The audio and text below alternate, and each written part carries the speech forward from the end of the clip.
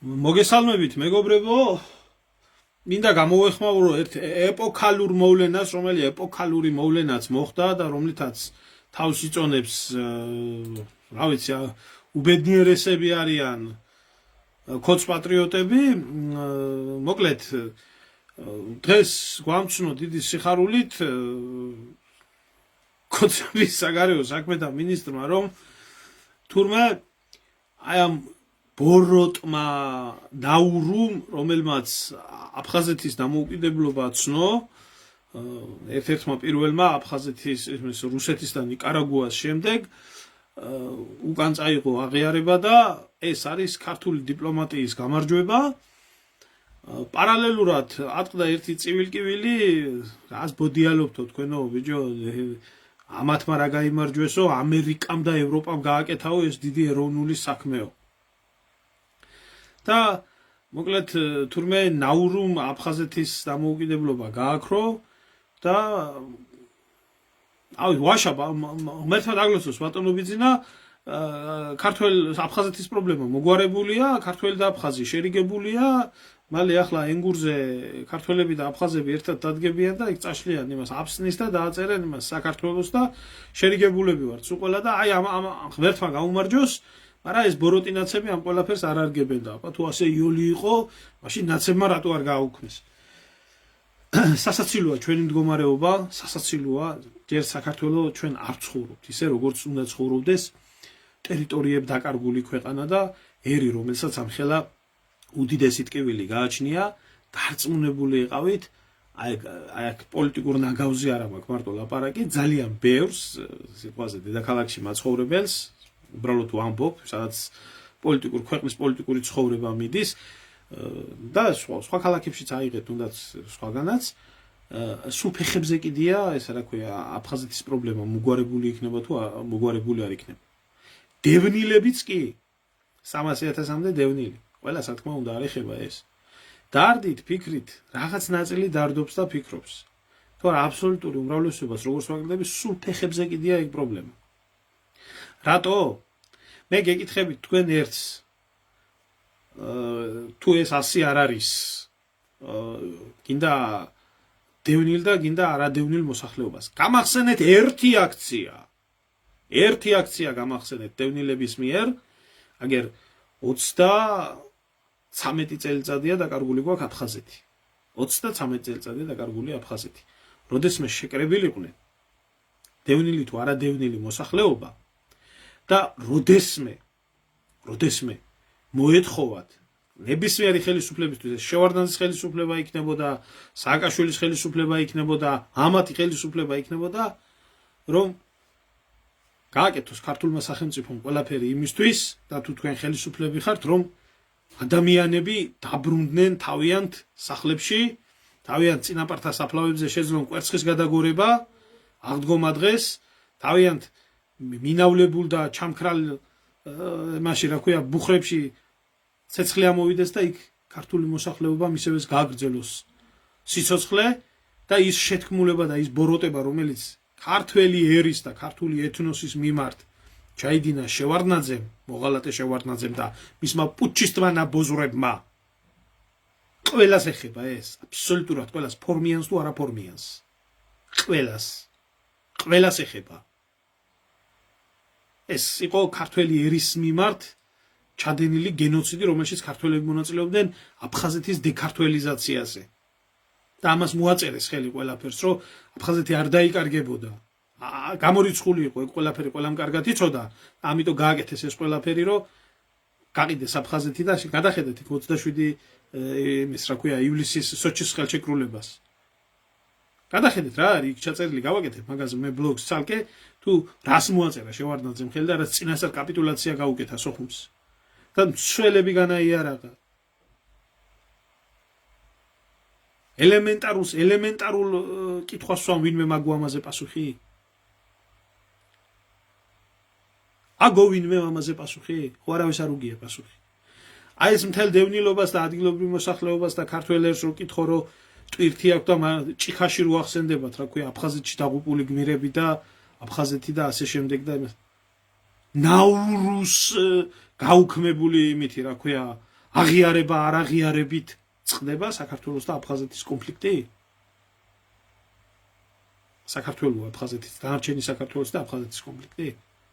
როდესმე გამოსულა საქართველოში ხალხი და როდესმე გამოუცხადებია და როდესმე ყოფილა მოთხოვნა დაიწყოს რუსეთთან პირდაპირი დიალოგი საქართველოს ტერიტორიული აღდგენის მიზნით, მთლიანობის აღდგენის მიზნით, შედგეს ეს პირდაპირი დიალოგი რუსეთს და საქართველოს შორის რა უნდათ ბოლო-ბოლო, რატო არ გვაბრუნებენ ჩვენს მაშინ რა ქვია მამაპაპისეულ მიწაზე და ერთს თვითონ ცხოვრობენ, არც სხვას აცხოვრებენ და რატო ხდება ქართველების გენოციდი?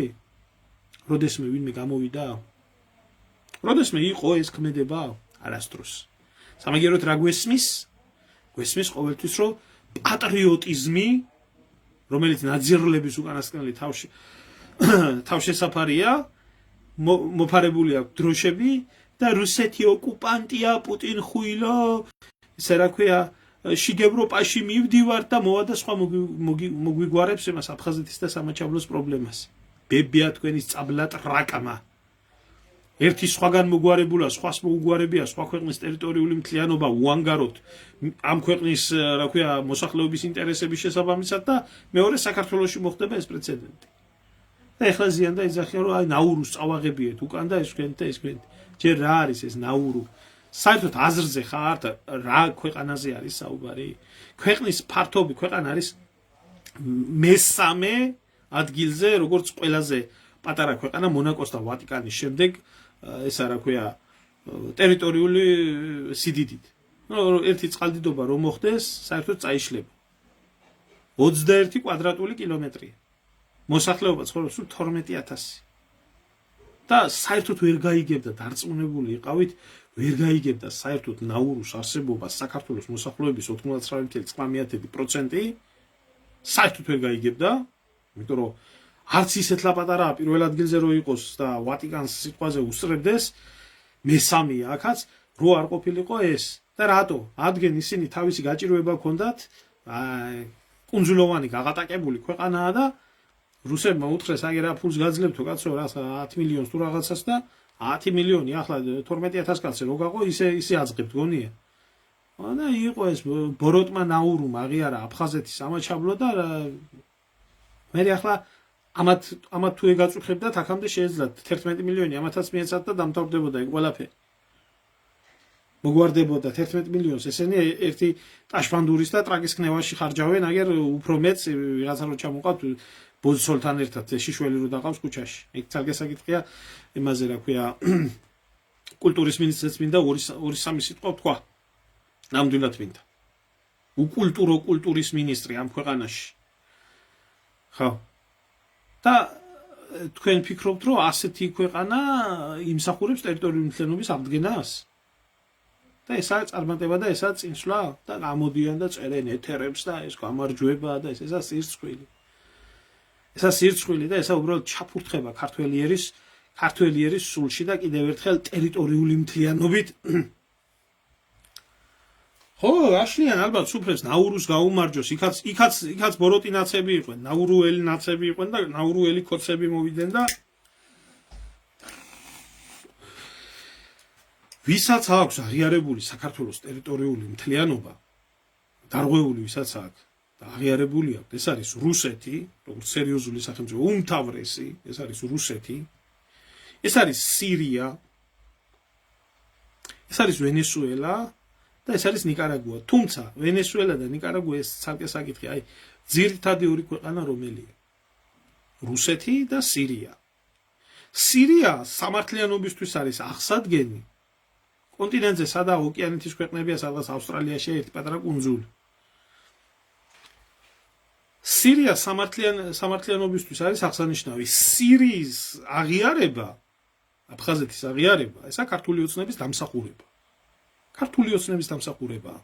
და კონკრეტულად ჯანელიძე რო ყავდა, საგარეო საქმეთა მინისტრი, ახლა რო ოპოზიციაში არის გადასული, კონკრეტულად მისი დამსახურება არის. რადგან გაგანია სამოქალაქო ომი მიდიოდა,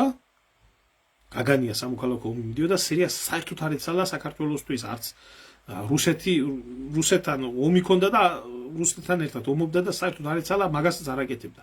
მით უმეტეს ვინმე რო იცოდეს სირიაში აფხაზების უდიდესი დიასპორაა. უდიდესი დიასპორა არის, რომლებიც მაღალ თანამდებობებზე იყვნენ სამხედრო პირებით.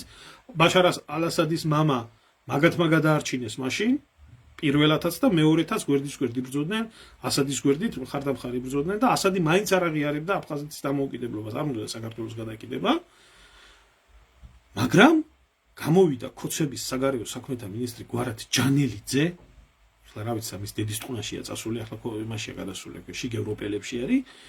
და გაგანია ომის დროს, საერთოდ რო არაფერს რო არ ეკითხებოდა, ტვიტერზე დაწერა დიდი განცხადება, მოუწოდა მაშინდელი ამერიკის ადმინისტრაციას ტომოჰავკებით დაებომბა და მიწასთან გაესწორებიათ სირიის რეჟიმის დიქტატორი ბაშარ ასადი. კი, ასე იყო ოფიციალურად პირდაპირ შედეგი არქივებში არის ყველგანაა ჩაწერილი. იმათ მისი გაჭირვება ჰქონდათ, სამოქალაქო ომი ჰქონდათ, სისხლის გუბეში იხჩებოდა სირია და ეს უსაშინლესი კონფლიქტი იყო და ესენი კიდე გამოვიდნენ და დამწვარზე დუღარი დაასხით და დაუწყენ და მეორე დღეს გამოვიდა ასადი ამ განცხადების შემდეგ და აფხაზეთის დამოუკიდებლობა აღიარა.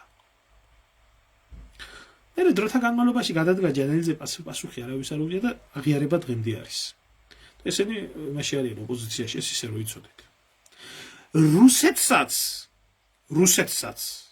რომელსაც აბსოლუტურად ყველანაირი პირობა ჰქონდა განსაკუთრებით კოსოვოს მერე, მაგრამ მიზეზი ჭირდებოდა იმისთვის, რომ აღიარება მომხდარიყო თუ არ მომხდარიყო, სააკაშვილის წყალობით გაუკეთდა ეს აღიარება 2008 წლის ომის მერე, როდესაც იყო ჩამოტანილი ხელშეკრულება და იმ ხელშეკრულებაში ეწერა აფხაზეთის და სამაჩაბლოს სტატუსების განსაზღვრა საერთაშორისო დიალოგის შედეგად უნდა მოხდეს, გაირკვეს ეს ტერიტორიები ეკუთვნის თუ არ ეკუთვნის საქართველოს, უნდა დამტკიცდეს საერთაშორისო საზოგადოების მიერ. ამაზეო საუბარიო, საერთოდ არ შეიძლება იყოს რა პუნქტი ჩამომიტანეთო. მაშინ კაჩინსკიც ეუბნებოდა და სხვაებიც ეუბნებოდნენ, რომ მოაწერ მაგას ხელსო, მაგას თუ მოაწერ ხელსო, აფხაზეთს და სამაჩაბლოს აღიარებს რუსეთიო.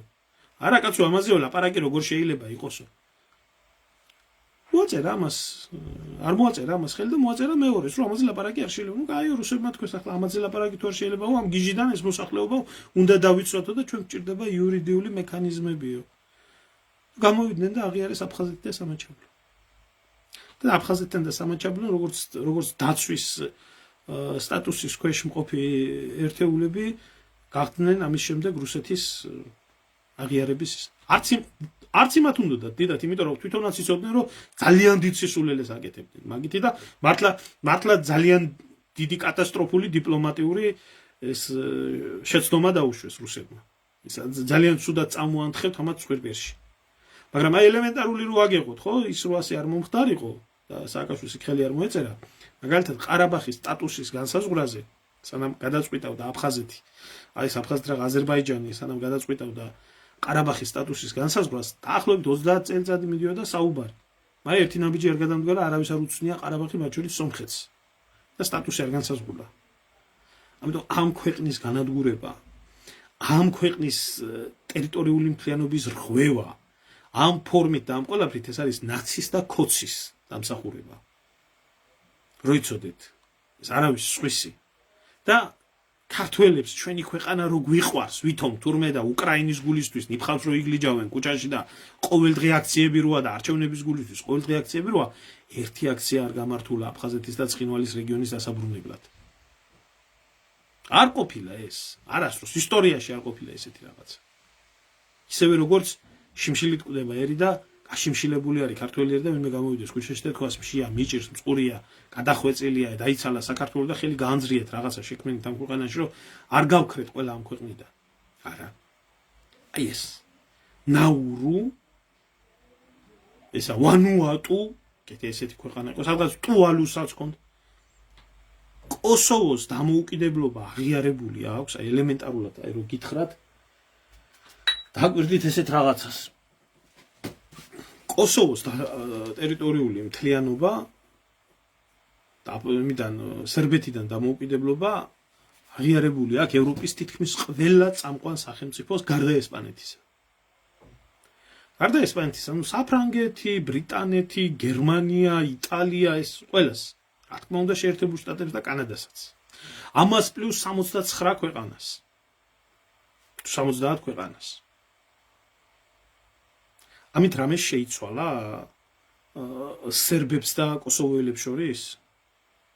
აქ უკვე საუბარია, რომ ამდენი ქვეყნის აღიარება მოხდა. რამე შეიცვალა? და კოსოვოელებს მეტი პერსპექტივა აქვთ. კოსოვოში მცხოვრები, განსაკუთრებით ჩრდილოეთის სერბებს მეტი პერსპექტივა აქვთ ტერიტორიული მთლიანობა აღადგინონ სერბეთთან, ვიდრე დღევანდელ საქართველოს თავის ტერიტორიული მთლიანობის აღდგენის. და რატო იცით? იმიტომ რომ აი ესეთი მთავრობებია. დარბიან ეხლა პოლიტიკას ქმნიან, რომ ნაურუს მოერია.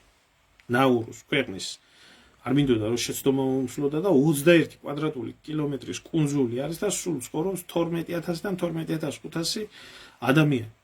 და რომელიც დაძირვის საფრთხის ქვეშაა. და ამას ეზახ თქვენ დიპლომატიურ გამარჯვებას? შეიცვალა სირიაში ასადი არ არის. ამათი საყვარელი ისა რა ქვია ოპოზიციის ლიდერი არის რა ვიცი ამერიკას და ევროპას და ასე გერმანიას და ამათ რო უყვართ რა და იქ რო ჩადიან და ფეხქვეშ ეგებიან. ერთი წარმომადგენელი გაიგზავნა საქართველოს აფხაზეთის საკითხთან დაკავშირებით. სირია რეგიონალური ქვეყანა არის, უდიდესი ისტორიული კავშირები აკავშირებს საქართველოს და სირიას ერთმანეთთან და ამ საკითხზე დაწყებულიყო საუბარი არა, ეს არავის არ გაუგეთებია. არც შიგ ევროპელებს არ მოუთხოვიათ, მაგრამ არავის არ აინტერესებს. და სადღაც რომელიღაცა კუნძულს, რომელსაც აი ეს არც პოლიტიკურის და ნაურუს ნაირი მტერი არ გამოგვილიოს ღმერთმა დედამიწის ზურგზე. ნეტა 12000-იანი 21 კვადრატულ კილომეტრიანი ქვეყანაზე მეტი მტერი აყავდეს ამ ქვეყანას. ცნობისთვის რო გითხრათ დაახლოებით 15-ჯერ, 20-ჯერ მეტი ადამიანი ცხოვრობს დღეს დექართველიზებულ აფხაზეთში, ვიდრე მთელი ნაურუს მოსახლეობა. ერთი 2-3-ჯერ მეტი ცხინვალის რეგიონში მოსახლე არის, ვიდრე ემაში რა ქვია, ნაურუზე ცხოვრობს მთლიანად. და ეს მოაქვს რაღაცა გამარჯვება. დაღუპულია საქართველოს საქმე. დაღუპა ისევე მოღალატე ფულზე გაყიდულმა ნაძირალა პოლიტიკურმა ელიტამ და არამატო პოლიტიკურმა ელიტამ, იგივე ხალხმა, რომელიც ყველაფერს შეეგუა. აფხაზები როდესაც ამბობენ, რომ ესენიო რეპატრიანტები არიანო. ანუ ისინი ძალით ჩასახლებული ხალხი იყვნენ აფხაზეთშიო, თუ არა, ისინი ადგილობრივი მოსახლეობა კი არ იყო. ადგილობრივი მოსახლეობაო, ვინცაო, ის ცხოვრობს. დაახლოებით 50000 ქართველი ცხოვრობს ახლა აფხაზეთში. დანარჩენს არ დავაბრუნებთ. იმიტომ რომ ისინიო ძალით ჩამოასახლეს. და დაუკვირდით ლოგიკას. 300,000 დევნილი ყავს. 300,000 დევნილიდან არასდროს საქართველოს ისტორიაში 10,000 კაცი არ შეკრებილა იმისთვის, რომ სამშობლოში დამაბრუნე. ჩემ წინაპრის სახლში დამაბრუნე. ნაცების, ხოჩების და 1000 უბედურების გულისთვის ამად ნარბენი აქვს იმის დედავატი.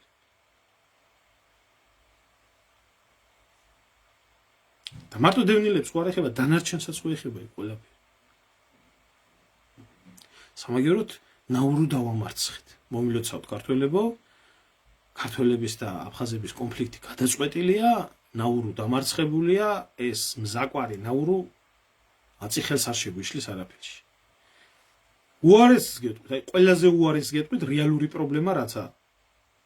რუსეთმაც რო წაიღოს აღიარება, სირიამაც ყველამ რო წაიღოს აღიარება და ცნონ აფხაზეთით და სამაჩაბლოც საქართველოს ტერიტორიული მთლიანობა. სამაჩაბლოზე არ აქვს ლაპარაკი, იმიტომ რომ სამაჩაბლოზე კიდე ცხინვალის რეგიონში უფრო სხვა სიტუაციაა და სხვანაირად უფრო მარტივად მოგვარდება იქ ყველაფერი. გეკითხებით ელემენტარულად. იქ რომ მოსახლეობა ცხოვრობს აფხაზეთში. იმდენი გესლი, იმდენი შხამი, იმხელა სიძულვილი რომ მოდის იმათგანაც და ჩვენგანაც. აქ და ენგურს გამოყვანს და ენგურს გაყვანს. როგორ აპირებთ ტერიტორიული მთლიანობის აფრინას? ამ ხალხთან ერთად თანაცხოვრებას როგორ აპირებთ? მაგრამ რო თქვა ყარყარაშვილმა რო თქვა 90,000-ს რომ მოგწყვიტავთო და მე თბილისის კუხნებში რო ტრიალებდა ესეთი ისა რომ რა არის აფხაზეთი 90,000 არიან ერთ დღეს ავდგებით და გავწყვიტავთ ყველასო. ასე აპირებთ? რო არავინ გაგაწყვეტიებთ იქ თქვენ 120,000 გააფხაზებულ ქართველებს თუ რა ვიცი გააფხაზებულ სომხებს თუ ამგენს თუ იმგენს რო არავინ გაგაწყვეტიებთ იმ ხალხს ხო კარგად იცით. ვინმეს უფიქრია ამ პრობლემის მოგვარებაზე?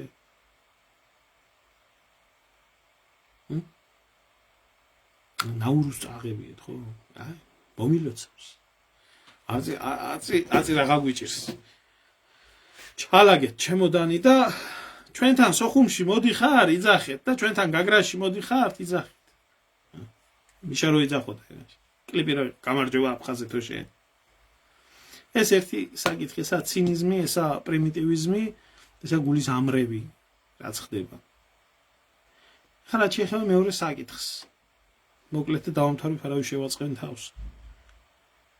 კულტურის მინისტრი მოუხსნიათ თუ გადამდგარა თუ წასულა თუ იმათ რა ქვია, მამიჩემის მამასთან წასულა.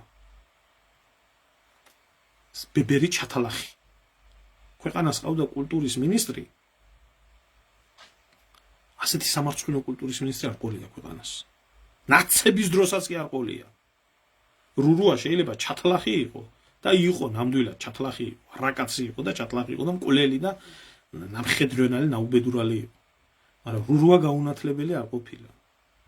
და რურუა 10 სიტყვაში 6 ბარბარიზმს არ ლაპარაკობდა. და რურუას დროს მინიმუმ იმდენი ჭკუა და გონება ეყოთ, რომ არ იმას ეკნათ, რა ქვია, ისეთ რაღაცას არ შეხებოდნენ, რაც ქართველიერის იმას ფსიქიკას დაამახინჯებდა. ვეფხის ტყაოსანს გულისხმობ, შოთა რუსთაველის ვეფხის ტყაოსანს, რომელიც ზუკნაქალებად გადააქციეს, ისა რა ქვია, რა ქვია იმას. იმის რო ყავდათ ერთი მომღერალი რო ყავდათ, ახლა ჩამოყვანილი რო ჩამოიყვანა მილიონები რო იშოვეს, აგერ ვიღაცა სირი რო ყავდათ, ეგ ზანგი ჩამოყვანილი და ცოლი რო დაყვებოდა იმაში, რა ქვია, ტიტველი ცოლი რო დაყავდა, რაც ხა გამჭირვალე იმის რო ეცვა. აი, თლათ იმას გავდა მაგათი თინათინი, ამ კულტურის მინისტრის მიერ ჩამოყვანილი მომღერლის ცოლი და თინათინი ერთი მეორედან არ განსხვავდებოდა. ამაზე დიდი შეურაცხყოფა. ის რო კულტურის მინისტრი იყო, ქართული კულტურისთვის და ქართველი ერისთვის, აი ფელი არ ყოფილა. და თუ ერთმანეთში ფული ვერ გაიყვეს და შეჭამეს და მაგის გულისთვისაა მოხსნილი, ხვალ თუ ზეგ თუ დაიჭერენ, აი ამ ჩემს ფეხებს. როგორც დაიჭირეს თავიანთი თავდაცვის მინისტრი და როგორც ყავ დაჭერილი ღარიბაშვილი და როგორც ყავ დაჭერილი ლილუაშვილი და ასე შემდეგ. ასეთი უკულტურო კულტურის მინისტრი საქართველოს ისტორიას არ ყავს და არ ეყოლება დარწმუნებული იყავით, რომ ღმერთმან უქნას. კი, ჩვენთან ყველაფერი უარესი იცვლება, მაგრამ ამაზე საშინელება ნამდვილად არ იქნება რა. არ მგონია რანაირად, რომ ამაზე საშინელება იყოს ვინმე. რაც ჩვენს ქვეყანას, ჩვენს ერს გააჩნია და ვერავინ ვერ წართმევს, თავს რო დაგვეცეს მთელი მსოფლიო მასონობა, სიონიზმი, რუსეთი, მონღოლეთი, ჩინეთი, არაბული სამყარო და ქართველი ერის განადგურება რო უნდოდეთ და ამოძირკვა, ამოშანთვა რო უნდოდეთ, ქართულ კულტურას ვერავინ ვერ წაგვართმევს. იმდენად დიდი და ძლიერია. ნამდვილად. ამას ვერავინ ვერ წაგართმევს, იმიტომ რომ შენ თვითონ თუ არ თქვი უარი და რაც შენია, იმას შენ თუ არ იტყვი უარს ვერ დაკარგავ. ვერავინ წაგართმევს, ვერც შოთა რუსთაველს. ვერავინ წაგართმევს, ვერც შენ ამბანს. ვერაფერს რა, ის რაც შენი კულტურის ბუნებრივი ნაწილია. რაც შეიძლება რითაც შეიძლება საერთოდ აღზრდილიყო საქართველოში. ჩვენ პოლიტიკური ელიტა არ გვყავდა. არც 80-იანებიდან, არც 90-იანებში, ახლა ხო საერთოდ საზღარი საშინელება, ამას პოლიტიკური ელიტა არ ქვია. ჩვენ გვყავდა კულტურული ელიტა. კულტურული ელიტა ნამდვილად ყავდა საქართველოს ყველა დროში და ვერავინ თუნდაც იმ წითელი ინტელიგენციის მიმართაც ხელს ვერავინ გამოიშლა, შეიძლება ძალიან ბევრმა დააშავა სამშობლოს მიმართ იმ წითელი ინტელიგენციის წარმომადგენლებად, ტყვია ესროლეს საკუთარ ხელისუფლებას, 1000 სიბინძურე ჩაიდინეს და 1000 ჩათლახობა ჩაიდინეს, მაგრამ იმათ ვერ დაუკარგავ იმას, რაც ხელოვნებაში მიღწევები ჰქონდათ. ასია ეს, ვერც გიგალ ორთქიფანიძეს დაუკარგავ თავისას, ვერც ოთარ მეღვინე-თუხუცეს დაუკარგავ თავისას, ვერც დანარჩენს რა. ვერც შენგელიევს დაუკარგავ თავისას და ეს. ამიტომ კულტურიდან შეიძლებოდა აღზრდილიყო საქართველოს პოლიტიკური ელიტა. ოღონდ ქართული კულტურის წიაღიდან. და შენ როდესაც გეყოლება ქვეყანაში კულტურის მინისტრი, რომელიც ორგაზმს განიცდის, აი ესეთი იმიდან უკაცრავად ბოდიში, ესეც ბარბარიზმი არის, ნეტარყუჩობა ქვია ამას ქართულად და ნეტარყუჩობას განიცდის შიშველი თინათინის ტრაგის ქნებით. და ტაშს უკრავს მას რა ქვია, სტურუას. ეს ამაზე დიდი მტერი, ამაზე დიდი დამაქცევარი, ამაზე მეტი დიდი უბედურების მომტანი ქართველი ერისთვის ნამდვილად არავინ არ ყოფილა, ეს ბლუკუნა კულტურის მინისტრი რო იყო. ესეთი საშინელება, ესეთი საზიზღრობა საქართველოს ისტორიაში დამიჯერეთ ვერაკობალია არ ყოფილა. კულტურის სფეროდან მოვდივარ, დედაჩემიც, მამაჩემიც, ჩემს ირგვლივ და ვიცი რას წარმოადგენს ხელოვნების და ქართული კულტურის სფერო. და ამათ ფონზე რო ავიღებ და ამათ დადებ, ასეთი საშინელება არ შეიძლება რომ მოხდარიყო. ხო და ჯანმრთელობის მდგომარეობაო გაუარესდაო. ჯანმრთელობის მდგომარეობა კი არ გაუარესდაო. ამ ტაშფანდურებში, აი უნიფხო ქალების ჩამოყვანაში, აგერ ვიღაცა LGBT რიკი მარტინი რო ჩამოყავდათ, ეგერ ვიღაცა ლესბიანკა რუსები რო ჩამოყავდათ ტატუების, ესენი რო გაუქმდა, ფული რო ვერ გაიყვეს, გადააყოლეს ამ ყველაფერს, იმიტომ რომ სახელმწიფო ბიუჯეტიდან ფული იხარჯება ვიღაცა კახპების ჩამოყვანაზე, ვიღაცა ტაშფანდურის კვლევებს, სადაც 10,000 და 20,000 ღირს ის ადგეს ბატონო და თუ ამნაირი მომგებიანი ბიზნესია იქ ყველაფერი, კერძო სტრუქტურამ ჩამოიყვანოს. საქართველოში სადაა იმის საშუალება სახელმწიფო ფული ვიღაცა ბოზების ჩამოყვანაზე იხარჯებოდეს. ხო, ფინანსური ჯანმრთელობის პრობლემები შექმნა და თუ დაიჭერთ და ჩააგდებთ იქ სადაცაა ჩასაგდები, ნამდვილად იქნება ღირსი. ვანდალები ვერ მოუტანდნენ იმდენ ზიანს ქართულ კულტურას ამ ძუკნაკ კულტურის მინისტრმა და მისი ხელდასმით დადგმულმა, ема რა ქვია, რობიკასტურუამ და ამ ჩათლახებმა მოუტანეს ქართულ კულტურას. ვანდალები ვერ მიაყენებდნენ ამ ხელა ზიანს. და რაც თურმე უბრწყინვალესი იყო. და იქ რო ეგდება, ციხეში საერთოდ წიგნი იძულებულია ბევრი და წიგნის კითხვას მიუბრუნდება და შეიძლება მათ დედამოწმულმა იქანა წიგნი გადაშალოს, წიგნი იკითხოს და 10 სიტყვიდან მე ეს რა ქვია 9 მაინც თქვას ქართული და არა ისა 4 ქართული და 6 იმას რა ქვია ბარბარიზმით გავსებული. ხო და იქნება გაიგოს იქ ციხეში იკითხოს წიგნები და იქნება აზზე მოვიდეს. და მე რათა ნამდვილობა ეკავა დაფიქრდეს. აი ამის თქმა მინდოდა. მაგრამ მე ერთ რაღაცას ვიტყვი, იცი? უკეთესის მოლოდინი არ უნდა გქონდეს საქართველოში. არ უნდა გქონდეს საქართველოში უკეთესის მოლოდინი და რატო? ქვეყანას, რომელსაც ერთუჯრედიანი გაუნათლებელი ჩარჩი ვაჭარი ბიძინა ივანაშვილი მართავს, რომელიც თვითონ წიგს არ კითხულობს. არ კითხულობს თვითონ წიგს, რომელიც თვითონ აღიარა. ცოლი უკითხავს და თვითონ უსმენს. ხო, იმიტომ რომ ნაკითხი კაცის საუბარი მას არ აქვს. მიუხედავად ალბათ იმ 9 PR ტექნოლოგიური სამსახურებისა, რომელიც აუხსნის. შედი ქალო ბუტკაში იუმორი რო გააჩნია. და იჯდე რაო იუმორი რო გააჩნია. ადამიანს, რომელსაც მხოლოდ და მხოლოდ აღებ მიცემის მეტი არაფერი არ უკეთებია მისი ცხოვრება და ვაჭრული ბუნება აქვს და იყიდა, უბრალოდ იყიდა ეს ხალხი. და არა მარტო კულტურის სფეროს ხალხი იყიდა, საქართველოს მოსახლეობაც იყიდა.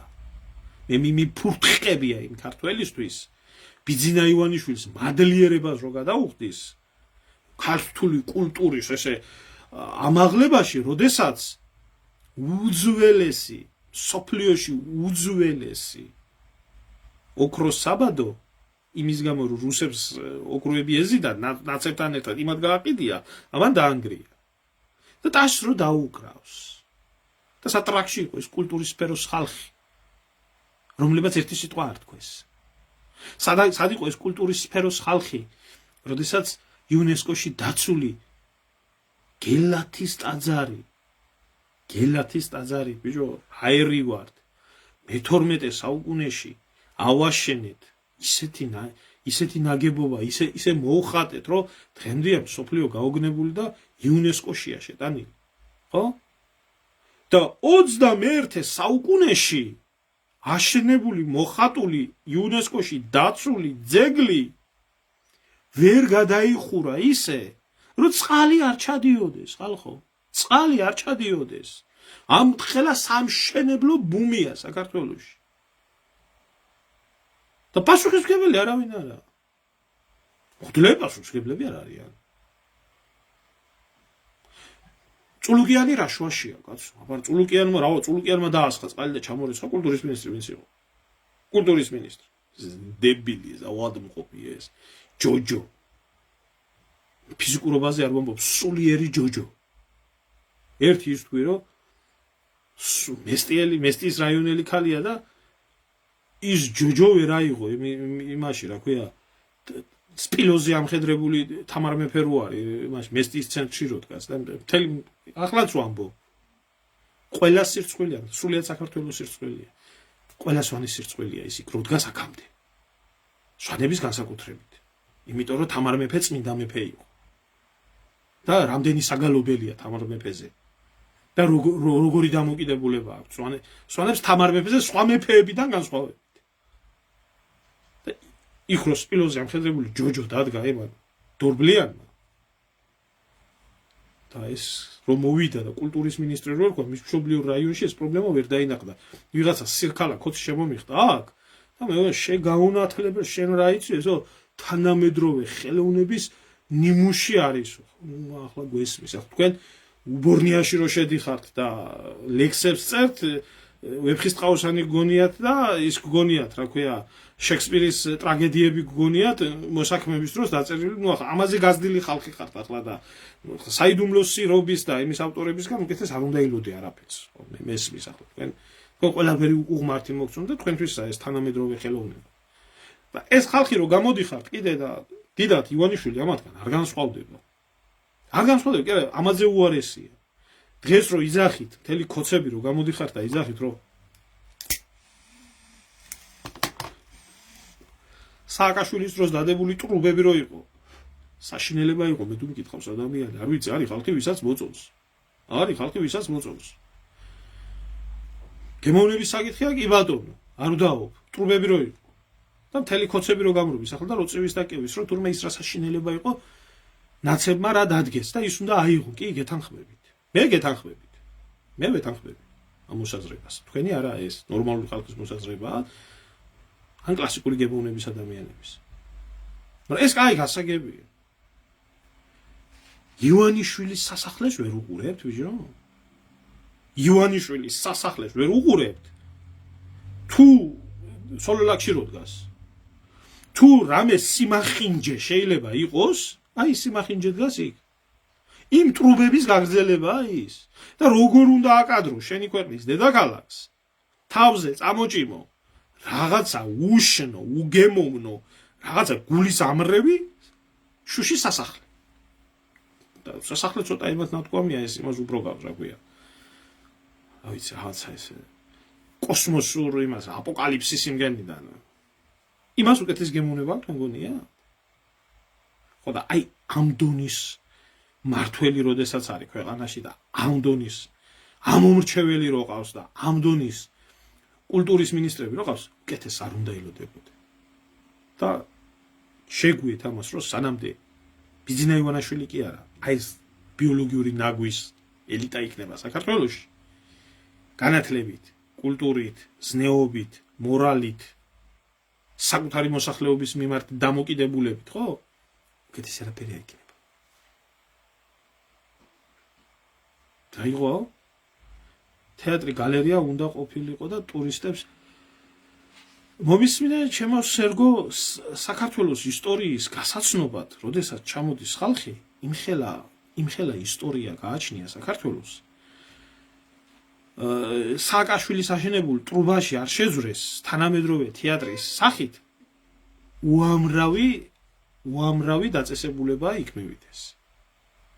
ხო, ეს ერთი. რაც შეეხება იმას, ვინც ასე თავს იგიჟებს, ასე ძალიან უყვარს ეს ტრუბები, მე გეტყვით ერთ რაღაცას, რაც მე ევროპაში ხეტიალში ვნახე ერთი ესეთი რაღაცა. გასაგებია, რომ არის ხალხი, რომელსაც თანამედროვეობა და თანამედროვეობის ხელოვნება მე სიმართლე გითხრა ჭუჭყი და რაღაცა სისაძაღლეთ მიმაჩნია ეგ ყველაფერი, რაც არის თანამედროვეობის ფენტეზის სტილი. ამისთვის ფრანგებმა ძალიან კარგად მოაგვარეს ეს პრობლემა. ფრანგებს მე მგონი ვერ შევედავებით ერთ-ერთი უძველესი და კულტურული ერია მთელს შიგ ევროპაში. სოფლიოშიც და შიგ ევროპაშიც. პარიზის გვერდით, გარეუბანი იყო, ქვია ასეთი სახელი La Défense.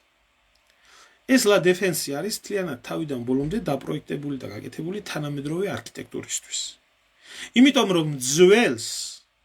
იმიტომ რომ იმ ისტორიულ შენობებს რაღაც ახალი ჩირქი არ მისხებოდა და ის რომ ხალხს გული არ დაწყვეტოდა რომ ჩვენ გვინდა თანამედროვე უკნიდან განათლებული ხალხის ესა ვართ, რა ქვია, საზოგადოება ვართ და გვინდა რომ ეს გქონდეს.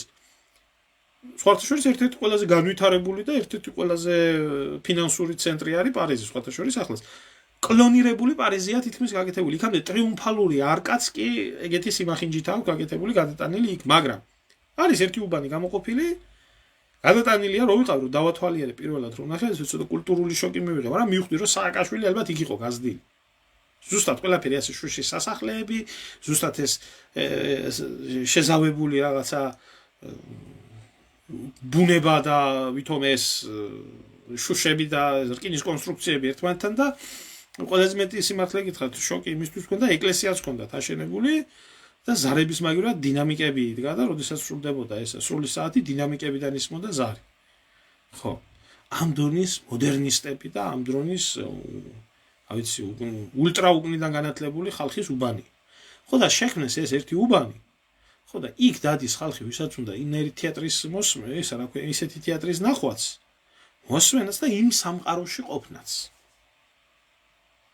რამენაირად შეეკრიბათ ერთი ადგილი ქალაქ გარეთ, რომ ეგერ ხო იკლავენ თავს, თბილისის ზღვა ხო უყვართ. გაეკეთებიათ იქ. პატარა ანალოგია თბილისის, ასე რომ ვთქვათ, მოდერნისტის სტილის. გადაეტანათ ეს ტრუბებიც. გადაეტანა ამასაც ეს მისი შუშის სასახლე. გაეკეთებიათ იქ პანთეონიც, პანთეონზე როა ხოცვაჟლეტვა, დაეწერებიათ ტრაკიდან განათლებულების პანთეონი. 21 საუკუნის გემირების უკნიდან განათლებულების პანთეონი. თავისი პანთეონიც ჰქონოდა, თავისი თეატრიც ჰქონოდა, თავისი სასახლეც ჰქონოდა და LGBT პარადებიც ეტარებიათ თუნდაც შიგნით. აბა რა გითხრა ახლა მეტი ჩემოზმაო. და იმ ქვეყანას რომელი ქვეყანაშიც იმ ადგილას, სადაც ის არის, ან რიყეზე და ამ იმაზე 100,000 მოწამის ჯერ ევროპის მოედანი ქვია. სახელი უნდა ერქვას, უნდა იყოს დაგვიტოვონ ის ტრადიციულ ქართველებს, რომლებიც მოვდივართ ძველი გაგებიდან და ძველი აზროვნებით ვართ. და ტრაკიდან განათლებულების მოტანილი არა ეს ქვეყანა. ჩვენაირად მოაზროვნე, ეროვნულად მოაზროვნე კონსერვატიული საზოგადოების არის ეს ქვეყანა. კი, ნაკლავს. ხო, აბა არ ვიცი ახლა მე ამ ქვეყნისთვის, ამ ქვეყანას ლიბერალი გმირები არ შეწირულან არასდროს. ქვეყნის იმისთვის არ უკეთე ლიბერასტებმა რაც იციან, დროშების შემოხვევა და რუსთაველზე რუსეთის დამარცხება მიტინგებით და დანარჩენი სხვა. ამიტომ უკუღმა გაუბედურებულია ჩვენი ქვეყანა. გაუბედურებულია, გადაგვარებულია და მანამდე სანამ ესენი იქნებიან, სანამ ამათი ელიტა იქნება, ამათი გამოზრდილი ელიტა იქნება, მანამდე საქართველოს არ ეშველება. ეს წარმოადგენს, მე გეტყვით, დაახლოებით ქვეყნის 0.2-0.3%-ს. მაგრამ ეს ბიოლოგიური ნაგავი, ეს ბნელიტა, ეს 0.2-0.3% აბსოლუტურად ყველა არის სათავეში. ეს ხალხია პრობლემა ქართველი ერისთვის. სხვა არაფერი არა. რუსეთსაც მოევლება, აფხაზეთსაც მოევლება, სირიასაც მოევლება, ყველაფერს მოევლება. მაგრამ აი ამას თუ არ მოიარა ქვეყანაში, არაფერი არ იქნება. აბა თქვენც ახლა წარმატებებს გისურვებთ. აფხაზეთის დაბრუნებაში დიდი ნაბიჯია გადადგმული, ქართველი და აფხაზი შერიგებულია და ველოდები ერთი შერიგების დიდ ტაძარს აფხაზეთში სადავაშენებთ და სად იქნება, ესე რა ქვია, ძმობის ფიცის დადება და რომ მსგავსი რაღაც არ განმეორდება და როდის ჩაიხუტება ქართველი და დანარჩენი აფხაზი ერთი მეორეს იქეთ. დანარჩენი ყველაფერი მოგვარებულია, ნაური დამარცხებულია. ეს მზაკვარი ნაური. რაღაცა ნდებოდით.